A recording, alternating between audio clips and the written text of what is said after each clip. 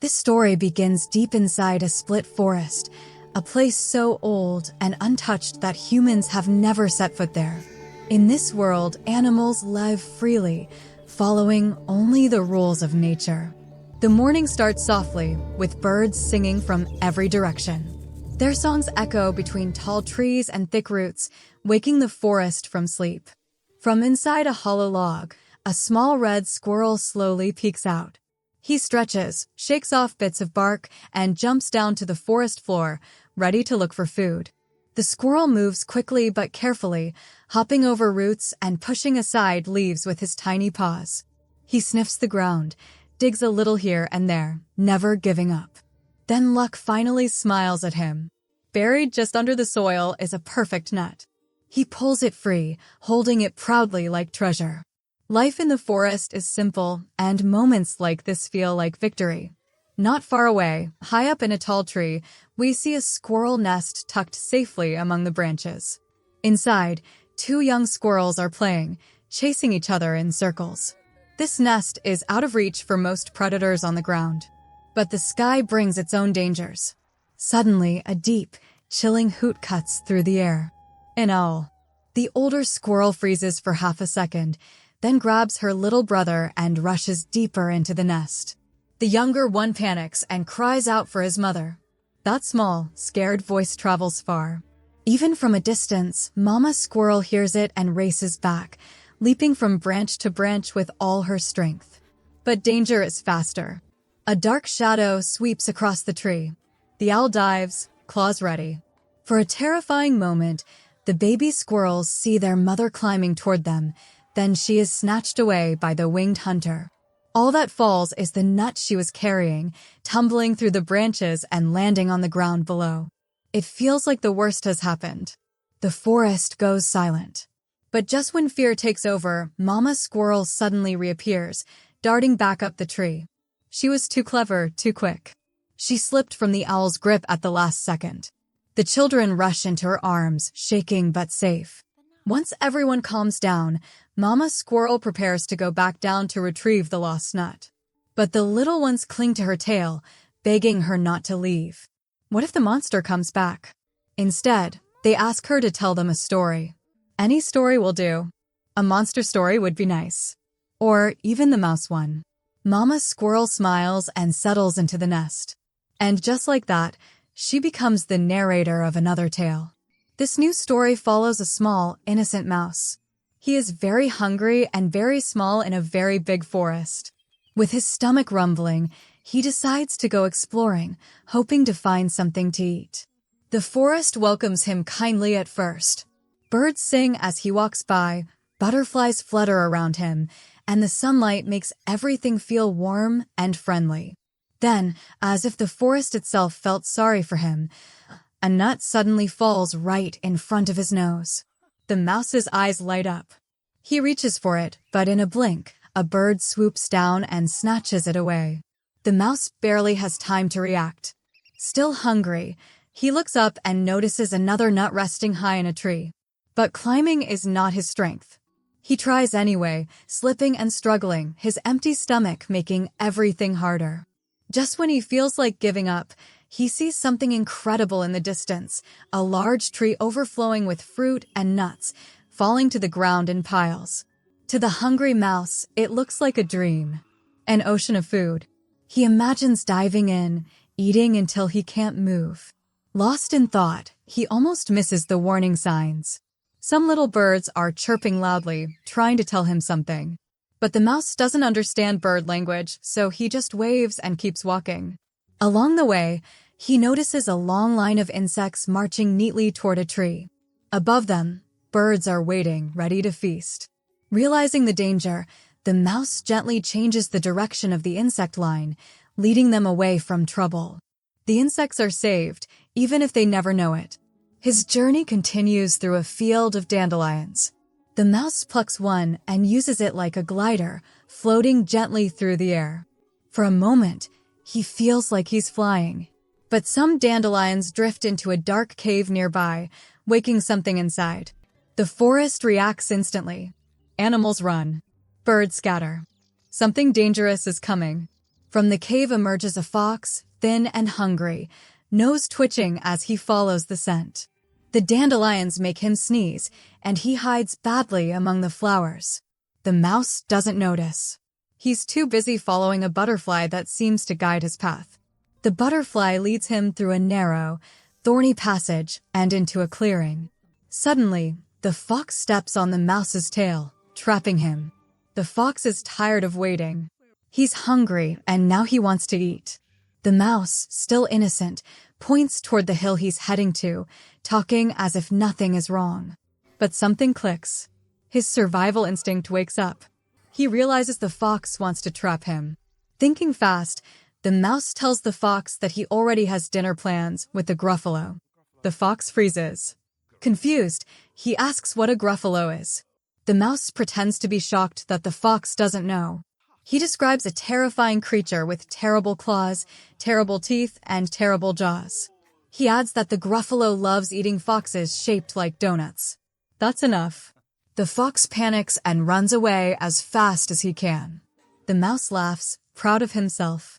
Gruffalos don't exist, after all. Or so he thinks. Back in the nest, the squirrel children giggle. They know the best part is still coming. The mouse continues on his journey. He crosses a log over a stream when suddenly an owl swoops down. The log wobbles, and the mouse falls into the water. The current pulls him along toward a waterfall that looks deadly for someone so small. The owl appears again, pretending to be friendly and inviting the mouse for tea. With no better choice, the mouse agrees.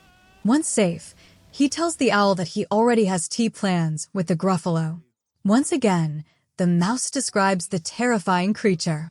The owl is horrified, especially when he hears that the gruffalo's favorite food is owl ice cream. The owl flies away in fear. The mouse laughs again. Gruffalos definitely don't exist. Soon, he enters a swamp filled with frogs and buzzing insects. A heron catches a fish nearby, but luckily ignores the mouse. As the water fades behind him, he walks into a thick, dark thicket. In the middle of nowhere, the little mouse suddenly hears a soft hissing sound. At first it is distant, almost easy to ignore, but with every step it grows louder and sharper. Before he can react, something cold and slimy wraps around him from behind. A long tail tightens, and the mouse finds himself trapped. Of course, a snake. Just what was missing. The snake lifts her head calmly and speaks with polite danger, inviting the mouse to visit her pile of logs for a feast. The mouse quickly understands that he is not a guest. He is the meal. Strangely, instead of panicking like before, the mouse stays very calm. After all, he has survived worse using his clever tricks. With a straight face, he tells the snake that he cannot stay for dinner because he already has plans to eat somewhere else. At the gruffalo's house, the snake loosens her grip slightly, curious and confused. She asks the mouse what a gruffalo even is. Taking a deep breath, the mouse begins his description. He explains that the gruffalo has eyes as orange as fire and a tongue blacker than coal. The snake listens, unimpressed. But then the mouse adds one final detail. The gruffalo has sharp purple spines all over his back. That does it. The snake stiffens in fear. When the mouse casually mentions that they will meet the gruffalo right there in the swamp, and that the gruffalo's favorite food is scrambled snake, the reptile quickly backs away. She wants no part of that. Without another word, she slithers off, disappearing between the trees. Up in the nest, the squirrel children laugh and shake their heads. How could the snake be so foolish? Gruffalos don't exist, right? Still unsure himself, the mouse continues toward the hill. As he walks, the forest begins to change. The trees grow darker, their bark gray and rotten. Color fades from the world. Then the sky rumbles. A storm rolls in, adding thunder and rain to the already eerie place. Elsewhere, by pure chance, the fox and the snake cross paths. As they talk, they realize something strange. The mouse told each of them about the gruffalo, but not the same story. Different meeting places. Different favorite meals. Slowly, the truth becomes clear. There is no gruffalo. The mouse tricked them. Meanwhile, after crossing the darkest part of the forest, The mouse finally reaches the hill of his dreams. But instead of peace, he finds something horrifying waiting for him. Standing there is a creature straight out of his own stories. Terrible claws, terrible teeth and terrible jaws, knobby knees, sharp fingers, a poisonous wart on the tip of its nose. Its eyes burn orange like fire, its tongue is black as coal, and its back is covered in sharp purple spines. The myth, the legend, the Gruffalo is real. Terrified, the mouse turns and runs. The ground shakes as the Gruffalo chases him. Just as the mouse reaches the base of a walnut tree, the Gruffalo catches him in his claws and lifts him up. He tastes him with his tongue, deciding if mouse should be his next meal. Mouse is high on the list. It looks like the end. But the mouse does not give up. Gathering courage from deep inside, he tells the Gruffalo that he is actually the most feared animal in the entire forest. The Gruffalo laughs, thinking this is the funniest thing he has ever heard. Still amused, he agrees to follow the mouse and see for himself. The mouse leads the way, hopping quickly as the Gruffalo's heavy footsteps shake the ground behind him. They reach the swamp, where a familiar hissing sound is heard. The Gruffalo tells the mouse to scare the snake away.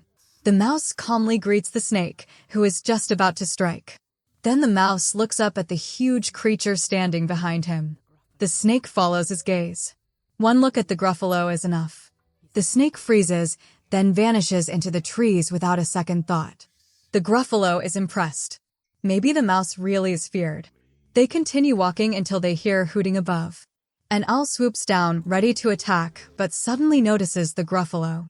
Panic takes over. The owl flies away in terror, crashing through branches until it reaches safety. The mouse casually tells the Gruffalo this kind of thing happens all the time. The Gruffalo is now even more convinced. Next, they cross the stream and reach the field of dandelions. Footsteps are heard. The fox tries to hide, but a sneeze gives him away. When he sees the mouse waving from the Gruffalo's hand, his courage disappears. He quickly turns and runs. At this point, the Gruffalo fully believes it. The mouse truly is the most feared animal in the forest. But hunger returns. The Gruffalo's stomach growls so loudly it echoes through the trees. Smiling politely, he tells the mouse it was nice meeting him. Now it's time to eat him. In desperation, the mouse lets out a loud roar, trying to sound fierce. It almost works, but his own stomach growls too, ruining the effect. Still thinking fast, the mouse whispers one last thing. He says his favorite food is Gruffalo cake. The Gruffalo freezes. No one has ever threatened him like that before. The idea of being eaten shakes him to his core. For the first time, the monster steps back. As he retreats, his heavy footsteps shake a tree, knocking down a nut that lands right in front of the mouse. Alone again, the mouse picks up the nut. Small, calm, victorious. Back in the present, Mama Squirrel finishes her story. She finally goes out to retrieve her own nut, but this time, her children run ahead without fear. The family sits together, sharing their treat as snow gently begins to fall across the forest. And so, in a world of shadows and monsters, the smallest creature proves that wit and courage can be stronger than claws and teeth.